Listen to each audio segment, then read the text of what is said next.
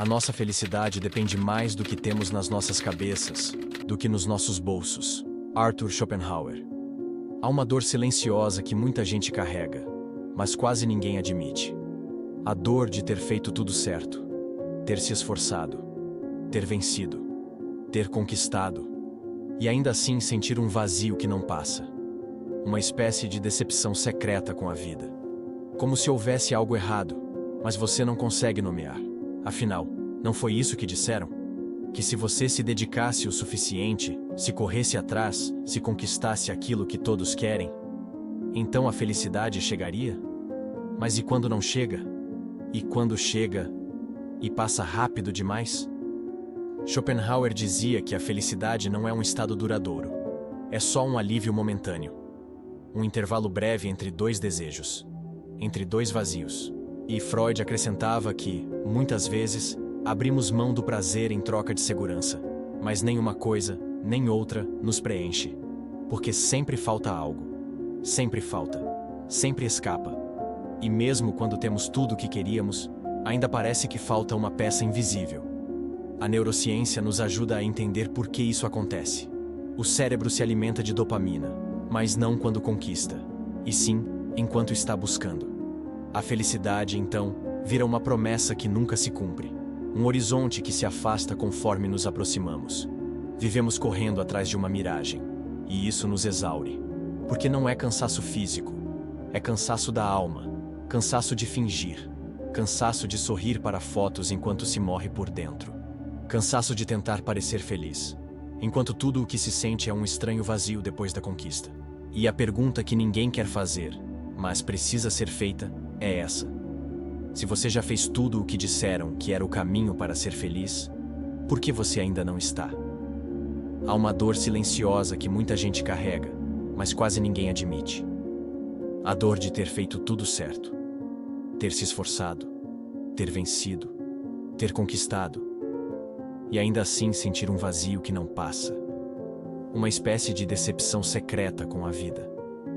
Como se houvesse algo errado, mas você não consegue nomear. Afinal, não foi isso que disseram? Que se você se dedicasse o suficiente, se corresse atrás, se conquistasse aquilo que todos querem, então a felicidade chegaria? Mas e quando não chega? E quando chega, e passa rápido demais? Schopenhauer dizia que a felicidade não é um estado duradouro, é só um alívio momentâneo. Um intervalo breve entre dois desejos, entre dois vazios. E Freud acrescentava que muitas vezes abrimos mão do prazer em troca de segurança, mas nem uma coisa nem outra nos preenche, porque sempre falta algo, sempre falta, sempre escapa. E mesmo quando temos tudo o que queríamos, ainda parece que falta uma peça invisível. A neurociência nos ajuda a entender por que isso acontece. O cérebro se alimenta de dopamina, mas não quando conquista, e sim enquanto está buscando. A felicidade, então, vira uma promessa que nunca se cumpre. Um horizonte que se afasta conforme nos aproximamos. Vivemos correndo atrás de uma miragem, e isso nos exaure. Porque não é cansaço físico, é cansaço da alma, cansaço de fingir, cansaço de sorrir para fotos enquanto se morre por dentro, cansaço de tentar parecer feliz, enquanto tudo o que se sente é um estranho vazio depois da conquista. E a pergunta que ninguém quer fazer, mas precisa ser feita, é essa. Se você já fez tudo o que disseram que era o caminho para ser feliz, por que você ainda não está? Vivemos em uma época onde até a felicidade virou mercadoria. Ela é vendida em forma de promessas, estampada em capas de livros de autoajuda, em comerciais de cosméticos, em cursos que prometem a vida perfeita em 7 passos. A felicidade se transformou num ideal de performance. Não basta viver. É preciso parecer bem o tempo todo. Ser feliz, sorridente e realizado, como se isso fosse uma obrigação moral. Byung-Chul Han chama isso de a sociedade do cansaço. Um sistema que não nos explora mais de fora, mas de dentro. Porque agora, não é o chefe que te cobra, é você mesmo. Não é a empresa que exige, é a sua autoimagem. E nesse novo modelo, até o sofrimento é visto como fracasso pessoal. Se você está triste, é porque não meditou o suficiente. Se está exausto, é porque não se organizou bem. Se está infeliz, é porque ainda não fez o curso certo. A culpa é sempre sua. Essa lógica é perversa, porque transforma um sentimento humano em uma falha a ser corrigida. E pior, transforma a felicidade em um dever, em algo que você precisa demonstrar. Nas redes sociais, por exemplo, não basta viver, é preciso registrar, mostrar, exibir. Mesmo que o que você esteja mostrando não condiga com o que sente. Mesmo que o sorriso na foto esconda lágrimas que ninguém viu. O mais cruel é que, muitas vezes, você nem sabe se realmente deseja aquilo que persegue. Talvez você esteja apenas repetindo os desejos que te ensinaram a ter. Talvez a ideia de sucesso, de plenitude, de vida perfeita, nem tenha vindo de você. Foi absorvida, copiada, internalizada, mas nunca questionada. E então, você corre, luta, tenta, compra, exige de si, e no fim, ainda se sente vazio. Porque confundiu prazer com sentido, confundiu euforia com paz, confundiu felicidade com propaganda. E o resultado disso é um cansaço profundo.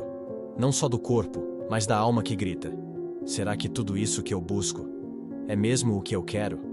Poucas sensações são tão desconcertantes quanto realizar um sonho. E, logo depois, sentir o vazio. Você esperava euforia, paz, preenchimento, mas o que vem é silêncio.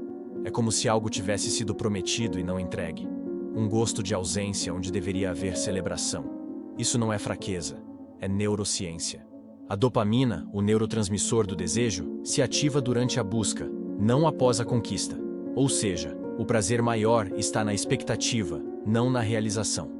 É por isso que, ao alcançar uma meta, muitas pessoas entram em crise. A motivação evapora, o propósito se dissolve, e o que sobra é a pergunta que muitos evitam: e agora? Viktor Frankl dizia que o ser humano não vive de prazer, mas de sentido. O prazer é efêmero, o sentido é estrutural. Quando a vida tem sentido, até a dor encontra lugar. Mas quando só se busca prazer, até o sucesso se torna amargo. Porque não há alicerce interno. Só uma sequência de conquistas que servem para calar o desconforto, mas nunca o curam de fato. Essa corrida por metas pode ser, no fundo, uma fuga.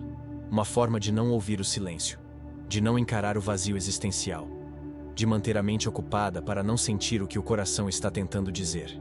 E o problema disso é que quanto mais você conquista, mais difícil fica admitir que talvez esteja indo na direção errada. Talvez a pergunta mais honesta não seja: o que me faz feliz? Mas: o que dá sentido ao meu esforço? Porque o que faz sentido sustenta. O que apenas dá prazer, esgota. O que tem propósito permanece. O que tem só promessa, decepciona. E talvez esteja na hora de reconhecer: não é falta de capacidade. Não é ingratidão. É só que o que você buscava fora, talvez nunca tenha sido o que faltava dentro. Mesmo quando conquistamos o que queríamos, basta um simples gesto para que tudo pareça pouco. Deslizar o dedo em uma rede social. Ali, vidas editadas brilham com intensidade artificial. Sorrisos perfeitos, corpos esculpidos, casais apaixonados, viagens dos sonhos. E de repente, o que ontem era suficiente, hoje parece insuficiente. A felicidade, que por um instante parecia ao alcance, se desfaz diante da comparação. Kierkegaard já alertava para isso. A angústia de viver comparando-se é uma das formas mais profundas de desespero. Porque quando você se mede pelo outro, nunca estará completo. Sempre haverá alguém mais bonito, mais bem-sucedido, mais amado, mais aplaudido. E nesse jogo, você nunca ganha. Porque a régua é invisível e muda o tempo todo. A neurociência confirma o que Kierkegaard pressentiu. A serotonina, ligada ao bem-estar e à sensação de posição social, diminui quando nos sentimos abaixo dos outros.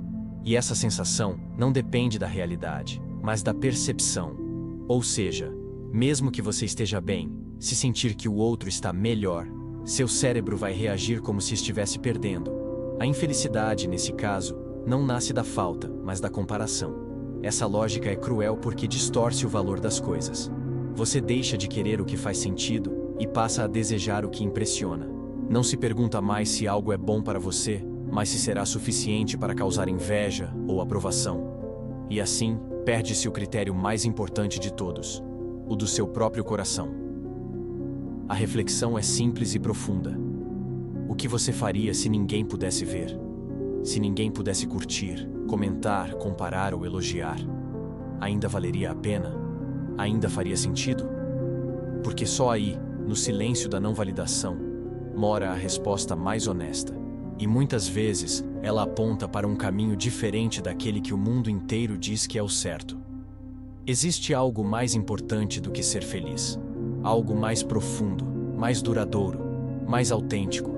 A vida não foi feita para ser uma sequência interminável de momentos felizes, e talvez a insistência em transformá-la nisso esteja nos adoecendo.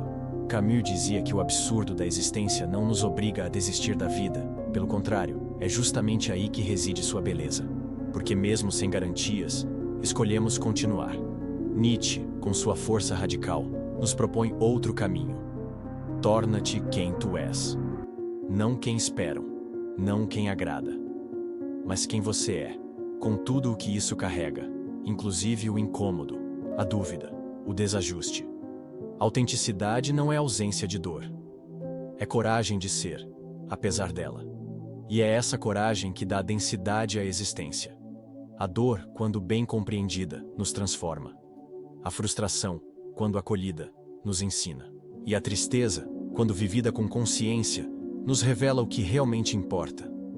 A felicidade constante, essa que tentam vender, é um ideal impossível. Mas a integridade emocional, essa sim é real. E é ela que nos mantém em pé nos dias difíceis. Buscar apenas felicidade pode ser, paradoxalmente, a maior causa da nossa infelicidade. Porque nos faz rejeitar o necessário. Nos afasta da sombra. Nos impede de crescer.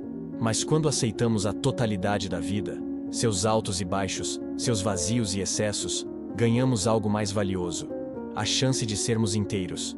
E ser inteiro é mais forte do que ser feliz. Porque é isso que sustenta quando o mundo desaba. É isso que permanece quando a alegria passa. É isso que nos reconstrói quando tudo parece ruir. A vida não precisa ser perfeita, mas precisa ser verdadeira. E talvez, só talvez, seja isso que você estava procurando o tempo todo, sem saber. A vida não precisa nos recompensar o tempo todo. Ela não veio com garantia de satisfação plena. E insistir em exigir isso dela é como perseguir um horizonte. Quanto mais você corre, mais ele se afasta. Camus compreendeu isso com clareza. Para ele, a verdadeira grandeza do ser humano está em continuar, mesmo sabendo que não há final feliz garantido. Persistir, mesmo diante do absurdo, é um ato de revolta e de liberdade. Frankl aprofundou essa ideia, dizendo que a felicidade não é um objetivo, mas uma consequência. Quando buscamos algo maior, algo que transcenda o prazer imediato, a felicidade pode até surgir, mas não como meta, como reflexo. Quando vivemos com sentido, o prazer vem como brisa, não como obrigação. Jung também nos lembra que não é a perfeição que nos cura, é a integração. É olhar para dentro e aceitar tanto a luz quanto a sombra. É perceber que estar inteiro é mais real do que estar feliz, porque a felicidade é instável. Mas a inteireza, essa se constrói. Você não precisa ser feliz o tempo todo. Você precisa estar presente, estar vivo, estar verdadeiro. Isso sim é possível. Isso sim é real. Porque a vida não se sustenta na euforia. Ela se ancora na autenticidade, nos momentos simples, nos vínculos profundos, nos silêncios compreendidos. Então, talvez a pergunta não seja mais como ser feliz, mas qual é o valor que sustenta a minha vida? Porque se a felicidade for uma miragem, como tantas vezes é, o que resta? O que permanece quando a poeira abaixa? O que é verdade quando as promessas falham? É aí que mora o essencial. E talvez você já o tenha dentro de si.